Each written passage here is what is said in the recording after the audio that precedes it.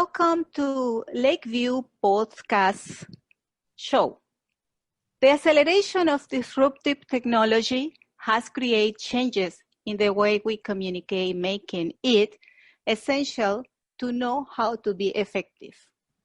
There are few places where we can learn the new trends in communication while developing fellowship through collaboration and improving leadership while volunteering.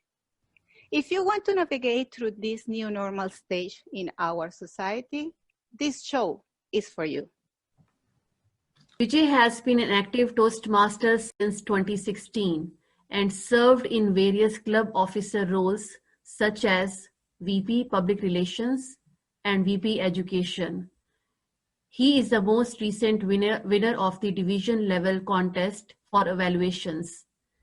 He is currently serving as area director, mentoring and serving 3 Toastmasters Club in Mississauga. In his professional career, he is working as an IT project manager and he is also a licensed financial professional. Welcome, Vijay. Vijay, tell us a little bit of when did you join the Toastmasters organization and why? When did I join Toastmaster organization? It was about, I would say, 4 years ago now.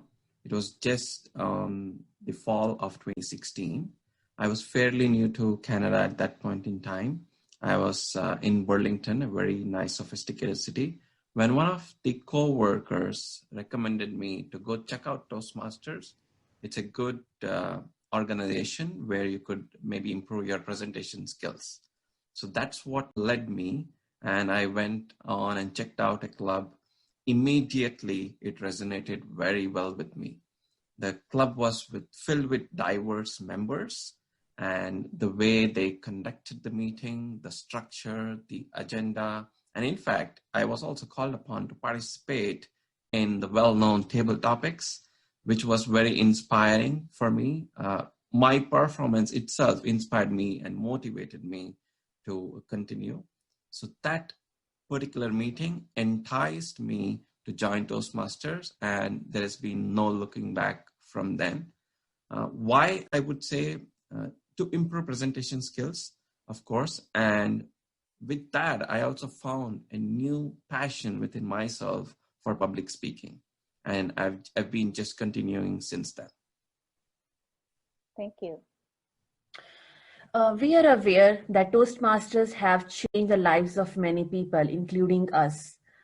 Would you like to share with our listeners what areas of life were impacted the most and how? Well, I would absolutely agree with that. Several areas of your overall life would certainly be impacted with your engagement with Toastmasters. Number one, I would say your overall professional development.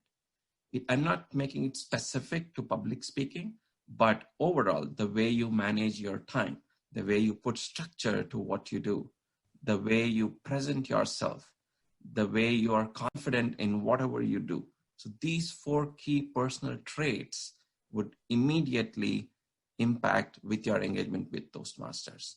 Along with that, you build fruitful relationships with people, you network with them, you can leverage those relationships in whatever you do, maybe your business, maybe your workplace, getting references, and continuous participation in various like division or district contests also gives you an opportunity to build in that competitive spirit, learn from the champions, and serve the community overall. So I would say there's no better platform where you can learn and at the same time give back for the community, for people who are craving to learn as well. I hope I answered this question. You did. Thank you, Vijay. You did, Vijay. Thank you so much. And with this comprehensive summary that you gave us, would you tell us how do you feel Toastmasters has changed your leadership skill specifically? And will you give us an example? how Toastmasters has changed my leadership skill. Absolutely. Traditionally, the corporate environment, it's imbibed with managerial or leadership position through authority. One key takeaway for me from Toastmaster is the ability to be humble. In Toastmasters, during regular meetings or various other forums such as contests, etc., we all wear hats of various leadership positions. Maybe it could be the chair of a particular meeting or a contest chair or a judge, etc. In all such positions, it is required for that particular leader to be very humble. You would be working with folks whom you do not have any authority whatsoever. At the same time, you would be working with several experienced Toastmasters where you need to be very humble to be able to do your task, basically to have work done and work well with the team. So for me, one key takeaway is whatever position you are in, certainly there is somebody better than who you are in whatever you do. And how can you get work done? How can you delegate efficiently with managing a diverse group of people and being humble? So these, I would say, are three key leadership skills takeaway from Toastmasters personally for me. Very helpful. Thank you, Vijay. Vijay, it has been a long journey for you in Toastmasters. Would you tell our listeners how are you giving back to your community? Of course, yes. I wouldn't treat it as a long journey yet. I would say it's just about 4 years. But certainly I've had pretty good, I would say, successes and accomplishments so far in my journey with Toastmasters. How I would give back to the community is, I would say, twofold. I am several people that I'm mentoring for being business analysts or project managers in the IT world. I generally recommend Toastmasters because it could change you as a person, right? And at the same time, currently, as you already know, I am serving as the area director of one of the areas in Mississauga, where I have 3 clubs that I'm mentoring as well. And I have volunteered to conduct various workshops for not only my club, for various other divisions or districts as well on demand with whatever I have learned so far. And last year, I served as the Vice President of Education for the club. And I was happy to know I got very rave reviews of my role, where people came back and told me that the stress that I put in place to have a formal mentorship program, assign mentors for each members, helped them a lot. So in summary, I would say, number one, encouraging people to join Toastmasters, because surely there is a benefit and it's going to transform them. Number two, conducting workshops across specifically to start with my area and any other clubs or divisions where there's a demand and a need. And I would say number three is serving my club itself and any other, again, clubs with the roles that I want to fill in here within the division and district. Thank you very much. And Vijay, as an area director, have you experienced any challenge? And if so, how have you resolved it? Sure. This is my first time in a district position as an area director, and it's been barely a month or two so far. Certainly, any role comes up with a challenge.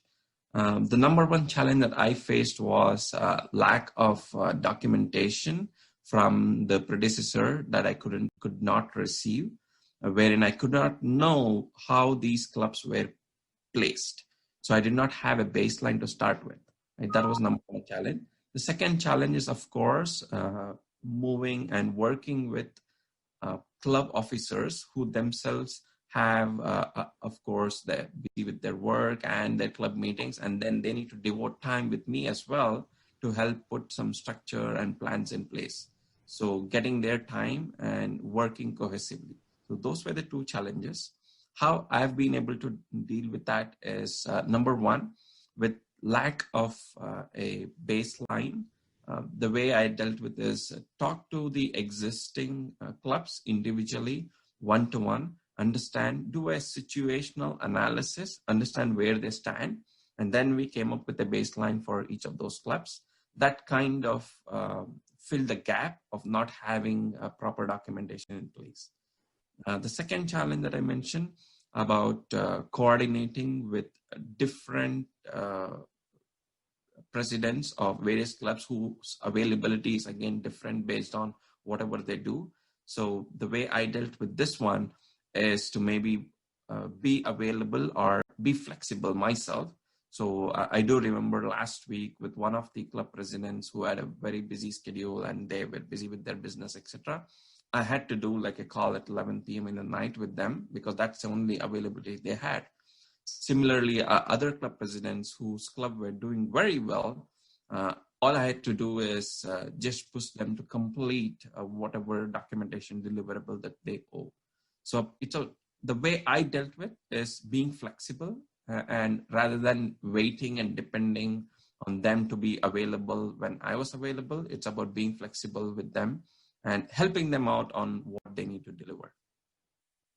Thank you so much. Vijay, for our listeners, would you like to explain in a couple of minutes what is evaluation? Evaluation, that's my favorite topic. Thank you for asking that. For me, in my opinion, evaluation is merely a reaction to what you witnessed. For me, that's what evaluation is in Toastmasters. Evaluation is a very key component, probably the most important component in Toastmasters, according to me, because every person joins Toastmasters to improve upon something for sure. And evaluation is the only phase where they get to learn how they can improve on, what they should improve on, and why they should improve on. So for me, I would say this is the most powerful tool that Toastmasters offer. And why is it powerful? And why is it important, evaluation per se? We get different kinds of members. There could be experienced member, there could be novice member, there could be college students, etc. So it's very, very crucial for evaluation to be constructive. If suppose there's a criticism, it should be motivating for the person, the speaker per se. So they are motivated to deliver more and more speeches and inculcate the recommendation that were provided. And last but not the least, there should be some takeaway for the audience as well, for every other listener as well. Because if the evaluation is meant to just address the speaker, then we lose out everyone else in the room. So there should be some takeaways to the other members as well. So evaluation that way, I would say, is like an all-round beneficial phase of any Toastmasters meeting. Thank you, Vijay. And the last question for our listeners. Would you summarize in your words, what are the benefits or the key benefits of being a Toastmasters? Key benefits of Toastmasters. In my opinion, basically how it has benefited me, I'm going to answer based on that. Number one is it's going to have a personality transformation on you. That's the number one key benefit. You as a person would change. Number two, you would build very long-lasting, fruitful relationships. Why I say this is because you're going to be working closely with other folks who have a similar crave for learning. Right? It's very different than any traditional college or school that you've been to. The reason I say this is in any formal training or any formal classroom-based training or classes, the learning is typically one way because the learning happens by listening. Right? But in Toastmasters, the learning happens by pure participation. You learn only when you are ready to participate. Right? So that's why my second key benefit out of Toastmaster is you build fruitful relationship, but with people who have very identical crave or urge to learn. Third one, like I mentioned here, the most effective way to learn is learn by participation. You are putting in that effort, you are participating, you are stepping out of comfort zone. You have to do everything on your own. All you're getting back from the club or from whichever level you're working on is the feedback or evaluation, right? There is no push for you. So you need to make sure you volunteer for whatever roles you need to take on. It's purely volunteer-based organization. And last but not the least, I would say various aspects of management, like time management, putting a structure to everything that you do, leadership skills, all of these, I would say, are byproducts of whatever you do at Toastmasters. So in summary, these would be the benefits. Very nice. Thank you so much, Vijay, for your time. And thank to our listeners for taking the time to get better as a communicator day by day. Well,